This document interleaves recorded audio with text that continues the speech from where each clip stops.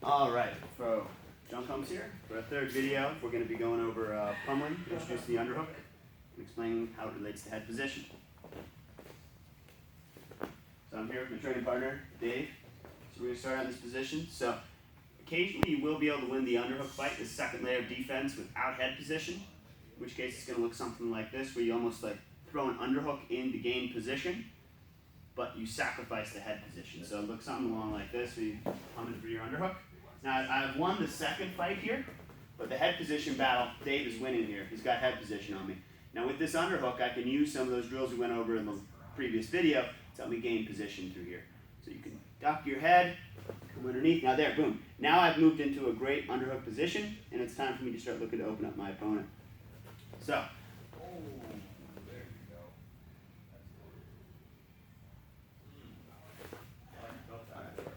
with the underhook engaged, can I get an overhook here, please, Dave? This is going to open up, with head position, this is going to open up a lot of layers to attack from here. And the number of options that Dave has been very minimized. He's going to need to advance his position before he can do anything here to get the takedown. Now, we're going to go over some of the options in the second class, but for here, we're just going to explain, this opens up the third layer of defense, as you can see. Dave's head's out of the equation, Dave's arm's out of the equation, and I have access to the susceptible third layer. Now, let's introduce the pummeling drill. One of the most important components of wrestling is getting this position understood and how we gain advantages from here.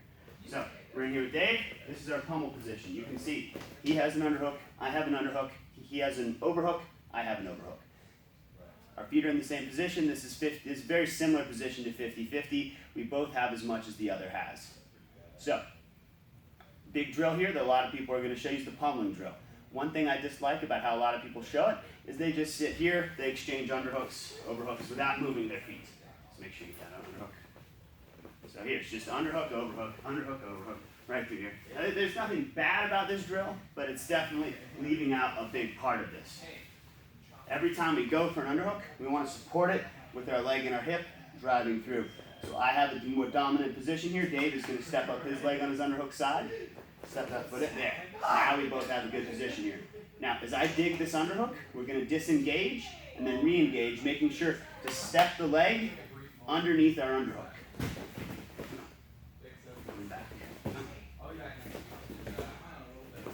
There we go. So now we have a realistic drill that's going to help us gain position on our training partner. So let's focus on the things we're trying to dominate here.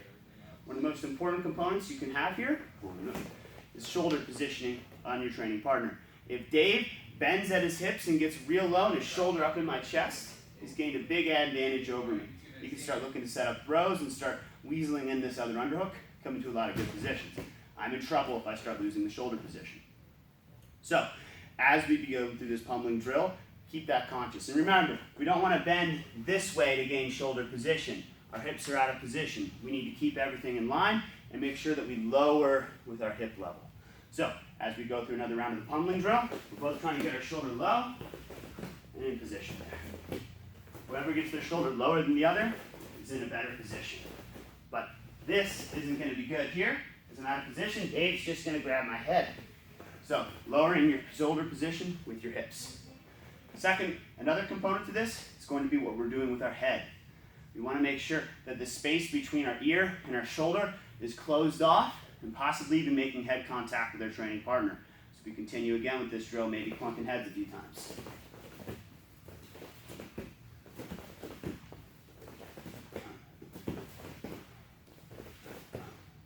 All right, that's a good example of the pummeling drill. So remember, we're exchanging arms, exchanging underhook, making sure to always step underneath the underhook that we want to attack with. Likewise, we have the underhook in control, we have the leg underneath us. Consider your shoulder positioning. Remember to lower at your hips, not at your waist.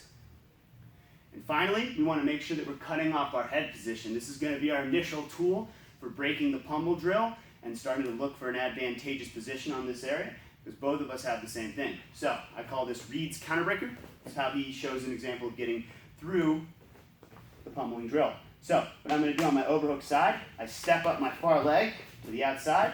I begin to pry my underhook, and then I start closing off the space with my head here, trying to turn into Dave's ear. So once I complete this motion, 1, 2, 3, coming through through into a strong underhook position. That's opening up Dave's body. So what was a 50-50 position has now become very advantageous for me.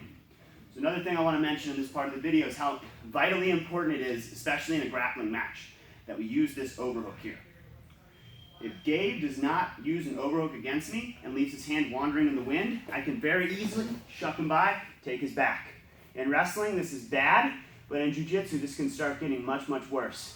If Dave ends up getting, hits the ground, and I manage to take his back, he's gone to one of the worst positions in our sport. So we need to make sure, anytime somebody achieves an underhook on us, we get our overhook.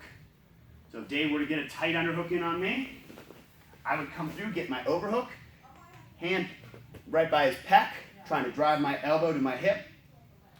And much like the pummeling drill, both of us are considering our shoulder positioning here.